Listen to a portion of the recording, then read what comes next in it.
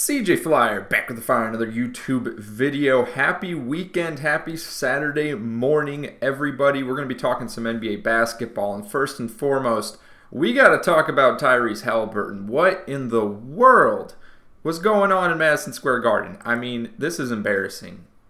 Just absolutely atrocious performance from Haliburton. 0 of 8 from the field, and 7 of those 8 attempts were three-pointers. I mean, you can't make this stuff up. He did get 5 assists in the game. His plus-minus, the highest on the team, tied for the highest on the team, minus 23. Only had 1 turnover, but my goodness, for the guy that's supposed to be your primary ball handler, has always got the ball in his hands. Yeah, not good.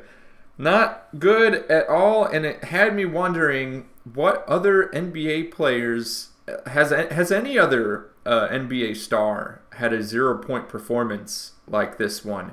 So went to StatMuse here, and I searched Tyrese Haliburton low scoring games, and to my surprise, I don't remember this at all, but this is not the first time that Tyrese Haliburton's had a game like this. In fact, March of this year, last season in New Orleans, 0 of 7 from the field, 23 minutes played.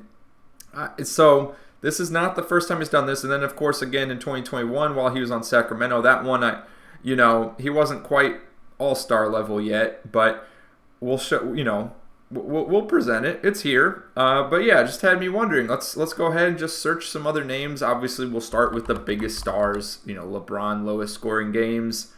He's never scored 0 points in a game, even for games where he barely played. I always find that very impressive.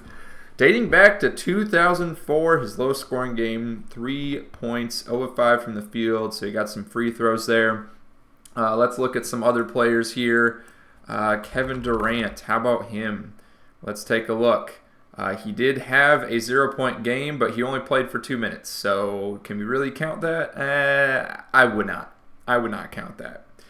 And then 4, 6, 6, 6. Okay. So who's someone that's comparable to Tyrese Haliburton as far as like all-star level? Would we say Tyrese Maxey? At least in popularity, right? I don't feel like Haliburton is, I feel like they're on a similar tier level. Tyrese Maxey, of course, yeah, he has several 0-point games. Several of these games, though, he only played 5, 6, whatever minutes. He had 21 minutes played here, 0 of 4 from the field in 2021, but that's also, I think that's before he was like one of the star players on the team, right? So maybe that's not a good example. Let's think about some other players. How about former Indiana Pacer, Domantas Sabonis? I'm just throwing names out there. Obviously, Sabonis had his time when he wasn't really a contributing player either. Haliburton, at least for a while, he's even before he was like an all-star, was contributing in some form or another. So this doesn't surprise me. These 0-point games, Sabonis was he was one of the role players on that OKC Thunder team with Westbrook. I'm just trying to think of other comparable players. I do have the all-star roster here from last year. I was thinking about pulling some names from here maybe. Who else? We could put Brunson in there, but Brunson also had his moments where, goodness, I remember watching him in the first couple years he was on the Mavs. Yeah, he's got plenty of 0-point games. That doesn't surprise me at all. Oh, he does have 1 0-point game. Oh, but he played 1 minute. He played 1 minute with the Knicks. Yeah, it doesn't matter. Look, no matter how you turn it, twist it, anything, bop it, it's not a good look for Tyrese Haliburton. At this stage of the career, other players that we're searching here, heck, let's put in Allen Iverson. I'm just throwing out names now. He's never had a 0-point game. But no matter how you twist it, no one at this stage in their career is scoring 0 points with a minimum of 20 minutes played in the game.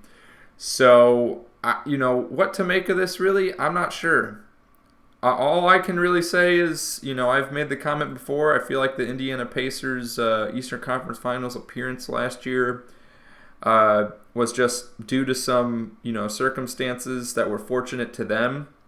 And I feel like it's going to be similar to the 2021 Atlanta Hawks and the, I think, 2018 Trailblazers, where it's a one-time deal and they're not going to be back. So I think that this last game may have proven my point there, or at least begun to prove my point. It's way too early to say it's, for sure they're not going to make the Eastern Conference Finals again. But yeah, I don't have a lot of belief in this team to do what they did last year. Bucks, if they're healthy, they probably beat the Pacers in that first round series. And then obviously the Knicks, if they would have been healthy for Game 7, because Brunson was injured, OG was having issues, I think the Knicks would have taken care of business. But that's just kind of how it goes. I don't think the stars are going to align quite the same way for the Pacers again this upcoming postseason. But, time will tell. Anyways, going back to the scores for the rest of the games.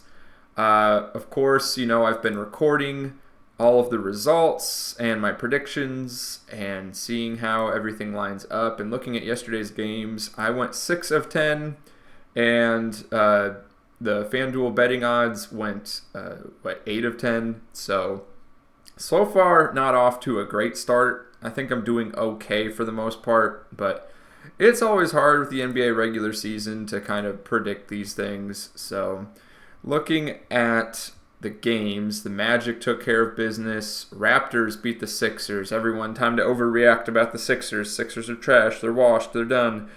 I'm not so sure about that, but there is a issue with the fact that the Sixers aren't getting one of two games won here without Embiid and George. You would hope that even without their star players, they could do something. Then again, I guess the Mavs without Luka aren't that great at times. Okay, Hawks and Hornets. The Hornets are low-key. They're like low-key kind of good. Are the Hornets good? I feel like the Hornets, I don't know. This first week, they surprised me at least.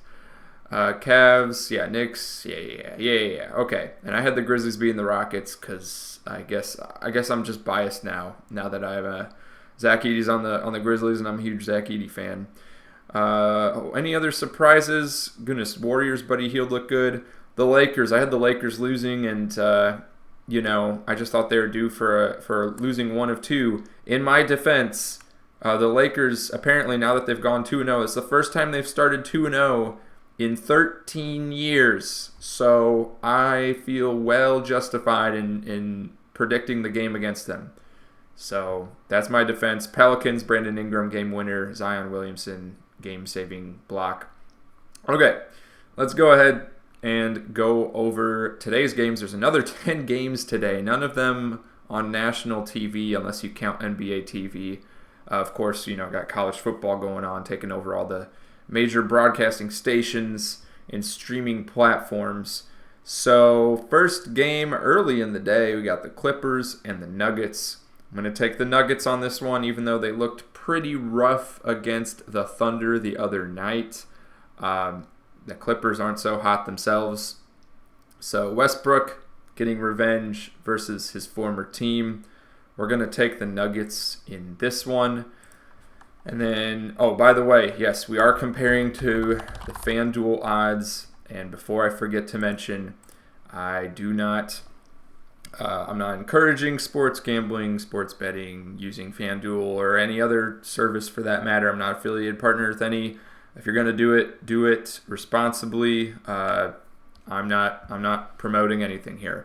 All right, Miami Heat, Charlotte Hornets. This one's interesting. So the Hornets are coming off a back-to-back. Atlanta's not that far away from Charlotte. They probably just hopped on a bus, to be honest with you. And then Miami did not play last night. I think they played the night before. So I don't know. You usually don't take the team that is coming off the back-to-back, but the Hornets are kind of surprising me. Is it dumb? I want to take the Hornets in this game. It doesn't really make any sense. Logic would have it that you'd go with Miami. So you know what? Yeah, let's go with Miami. Let's go with Miami in this one. Celtics, Pistons. We're not even gonna. Yeah, Celtics. Cavs, Wizards. Cavs for sure. It doesn't matter that Detroit or Washington are the home teams in those games. Same with this Thunder Bulls matchup. Josh Giddey versus his former team. Caruso versus his former team. Magic, Grizzlies. Both teams, I believe, are coming off back-to-backs, right? Grizzlies just lost in Houston last night. They'll be going back home to Memphis for tonight's game. And then the Magic, right? That's who they're playing, interconference matchup. The Magic just came off a victory at home against Brooklyn. So, what to make of this? Because both teams are dealing with the back-to-back. I would probably... I just low-key like the Magic. I'm kind of leaning towards the Magic, even though the Grizzlies are the home team here. So, yeah, we're going with Magic. Raptors and Timberwolves. And, it's by the way, the reason I like the Magic is even though Zach Edey, probably my favorite rookie, if not one of my favorite non-Mavs players in the league right now, I don't think the Grizzlies have a lot of depth at the bigs, at the center position. So I really like what the Magic bring in regards to that matchup. I believe, hold on, let's just make sure that Wendell Carter Jr. is not injured. Otherwise, that's going to kind of invalidate my point here. Wendell Carter Jr., Paolo, Mo Wagner. I don't know, I just like the bigs rotations for the Magic better at the moment. Jaren Jackson Jr. is injured for the Grizzlies, so he doesn't count. So, yeah, that's why I'm picking the Magic there. Raptors, Timberwolves, definitely taking the Timberwolves, no question. Rockets, Spurs, Rockets with a great victory, and then going to San Antonio. The Spurs, I think, are still looking for their first win this season, right? So they just played their first game in Dallas. They were pretty competitive. Wemby struggled. Chris Paul struggled scoring-wise. Let's give it to the Spurs. The Rockets aren't I don't know if I'd put these two teams on the same level. I'd still say overall Rockets are probably the better team, but Spurs are at home. Rockets are coming off the second night of a back-to-back. Mavs, Suns, I'm biased. Mavs in Phoenix. Kings, Lakers. Watch me pick the Lakers and the Kings just blow them out. But yeah, really the Lakers and did the Kings play yesterday? I know we just covered these games. I don't think the Kings played yesterday. No, the Kings did not play yesterday. So Lakers on the back-to-back. I would give this one to Sacramento then. So going with Kings here.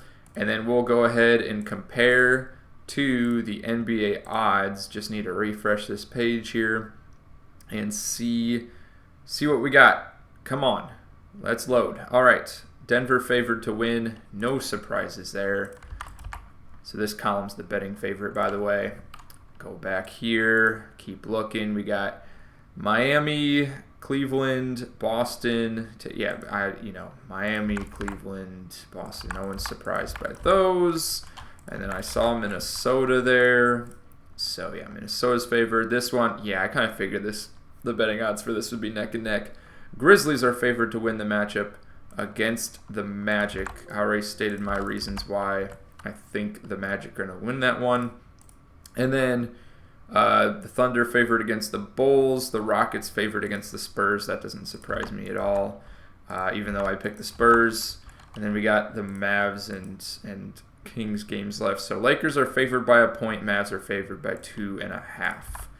So there you have it. Looks like we have what we've got. Hold on, what am I looking at here? We got, the Magic, wait a minute. No. They said the Grizzlies were favored. Let me not copy this over wrong. Hold on. Yeah, Grizzlies are favored. Goodness, I copied that over wrong. Okay.